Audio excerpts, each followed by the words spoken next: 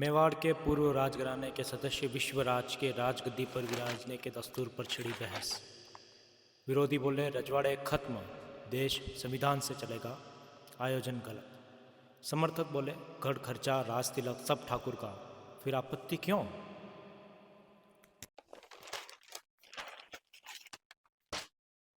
उदयपुर खूबसूरत सा ये शहर न सिर्फ राजस्थान अपितु भारत और मैं कहूँ पूरे विश्व में ही आज बहुत ज़्यादा प्रसिद्ध है।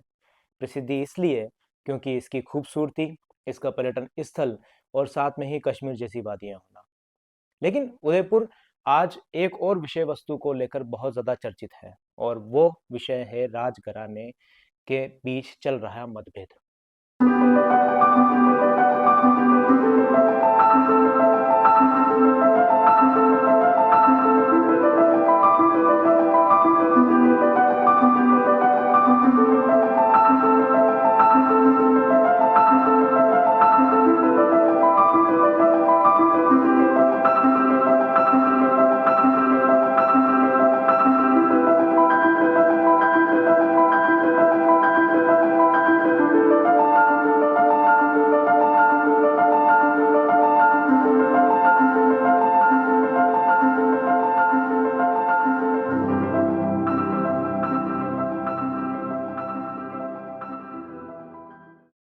कहानी शुरू होती है आजादी के बाद। उस समय तत्कालीन जो महाराणा थे वो थे भगवत सिंह जी। और भगवत सिंह जी बहुत ज्यादा खर्चीले थे, बहुत ज्यादा शान शौकत करने वाले थे। तो इसलिए वो धीरे धीरे अपनी जो प्रॉपर्टी थी उसका कुछ भाग हिस्सा बेचने लग जाते हैं। तो उनके दो पुत्र थे, एक थे महेंद्र सिंह जी और एक थे अरविंद सिंह जी, जिन्हें हम आज भी बहुत सारा जगहों पे देख सकते हैं, सोशल मीडिया पे भी देख सकते हैं और साथ में ही उनकी बहुत सारी पोस्टें आया करती हैं।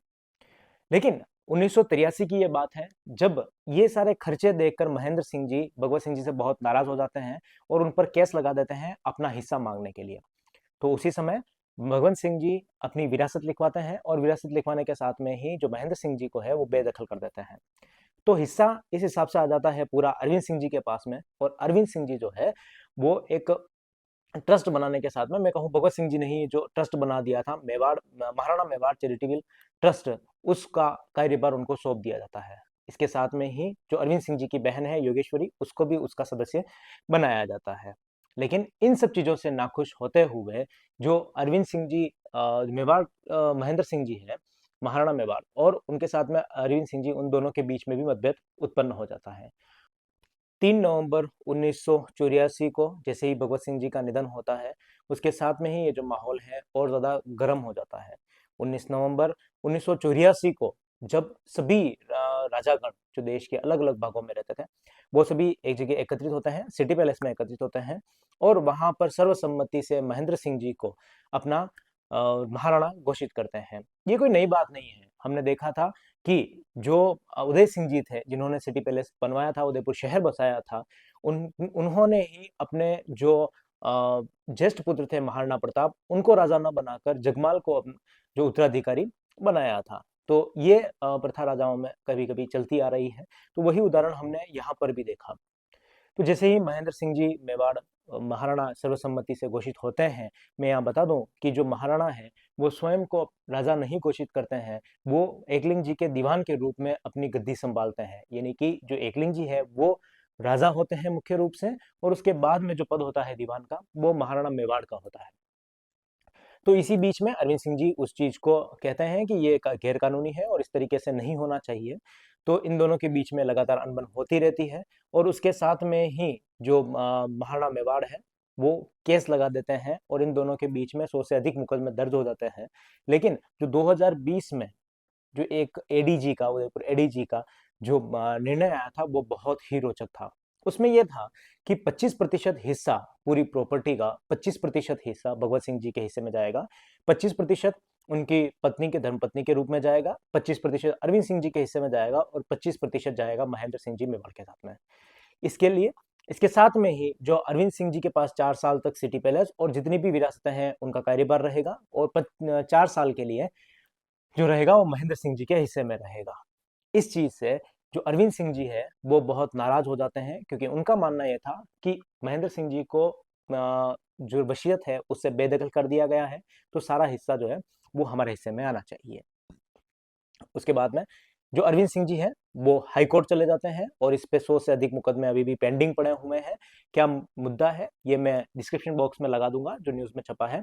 ये पूरी जो स्टोरी है ये मैं अपने मन से नहीं बोल रहा हूँ, ये आप जाके गूगल पे भी पढ़ सकते हैं और पेपर में भी जो आजकल सुर्खियों में बना हुआ है वहां पर भी देख सकते हैं। तो ये सारी कहानी है इसकी, और हाई कोर्ट में अभी तक ये केस चल रहा है। और जैसे ही अभी महेंद्र सिंह जी मेवाड़ का निधन होता है, उसके साथ में ही जो उनके पुत्र हैं विश्वराज सिंह जी मेवाड़, उनको महाराणा घोषित किया जाता है। महाराणा डायरेक्टली घोषित नहीं कर सकते स्वयं को ही, जो सलूम्बर के राव हैं वो अंगूठे पर चीरा लगा के तिलक दस्तूर करते हैं, जैसा कि हमने वीडियो में देखा ही है, जो अभी वायरल चल ही रहे हैं, और मैं साथ में इसमें भी लगा दूंगा, आप वो देख ही सकते हैं। उसके साथ में ही 16 उमराव और 32 ही राव, ये सभी मिलकर तय करते हैं कि मेवाड़ का महाराणा कौन होगा। इनके तय के पश्चात विश्वराज सिंह जी को नए मेवाड़ के महाराणा के रूप में स्वीकार किया गया। और जब महाराणा मेवाड़ पगड़ी दस्तूर के बाद में अपनी गद्दी संभालते हैं, तो उनके लिए सबसे पहले सिटी पैलेस में स्थित धूनी माता के दर्शन करना और उसके साथ बाद में एकलिंग जी प्रभु के दर्शन करना कंपलसरी हो जाता है। तो यही मुद्दा बना हुआ है कि हमने देखा कि जो मध्य रात्रि थी उसमें महाराणा मेवाड़ बाहर बैठे रहते हैं, पत्थरबाजी होती है सिटी पैलेस में, उनको घुसने नहीं दिया जाता है। कहाँ तक सही है कहाँ तक गलत है ये निर्णय तो आप स्वयं भी कर सकते हैं। तो ये जो बात थी मुख्य इस पूरे विवाद को लेकर, इसमें आप खुद निर्णय ले सकते हैं कि किस तरीके का सारा सिनेरियो बना हुआ है, कौन सही है कौन गलत है, ये इसका फैसला तो कानूनी रूप से किया जाएगा। जो महेंद्र सिंह जी मेवाड़ थे वो हमेशा चाहते थे कि कानूनी रूप से इसका जो है लड़ाई हो, इसीलिए ये मुद्दा इतने लंबे समय तक खींचा रहा। और अब भविष्य इसका क्या है बहुत जल्द देखने को मिल जाएगा। लगातार जो सरकारें हैं वो भी एक्टिव हो चुकी हैं, क्योंकि ये मुद्दा न सिर्फ छोटा रह गया अपितु पूरे भारत में ये मुद्दा फैल चुका है। और बिल्कुल हो भी सकता है, हमने देखा है कि इस वंश में, जिस वंश में महाराणा सांगा, महाराणा कुंभा, महाराणा प्रताप और अमर सिंह जैसे जो शासक हुए हैं, उसमें आज ऐसी स्थिति देखना बहुत ही शोचनीय है। पूरे मेवाड़ वासियों के लिए बहुत शर्मिंदगी जैसी है। चाहे विवाद कैसा भी हो, अंतिम संस्कार में चाहे आपका कोई कट्टर दुश्मन ही क्यों ना हो, उसमें जाना चाहिए था। ये मेरा व्यक्तिगत निर्णय है। और उसके साथ में ही जो ये पूरा मैटर चल रहा है, दोनों पक्ष आपस में बैठ के सुलझा सकते हैं और सोल्व भी कर सकते हैं। निर्णय कोर्ट पर है कि अब कोर्ट क्या करेगा। देश अब संविधान के हिसाब से चलता है, न कि राजतंत्र के हिसाब से। हम जानते हैं कि पूरे भारत में अब लोकतंत्र स्थापित हो चुके हैं, न कि राजतंत्र है। मुद्दा क्या है क्या नहीं, अब देखना होगा इसका भविष्य। कैसा लगा ये वीडियो आप ज़रूर बताइएगा कमेंट बॉक्स में। और इसके साथ में ही जुड़े रहिए हमारे साथ, सब्सक्राइब ज़रूर कर लीजिए, ताकि एक नई जो इन्फॉर्मेटिव वीडियो है वो मैं बहुत जल्द आपके साथ में शेयर करूँगा। और बने रहिए हमारे साथ, तब तक के लिए बहुत बहुत धन्यवाद। जय हिंद।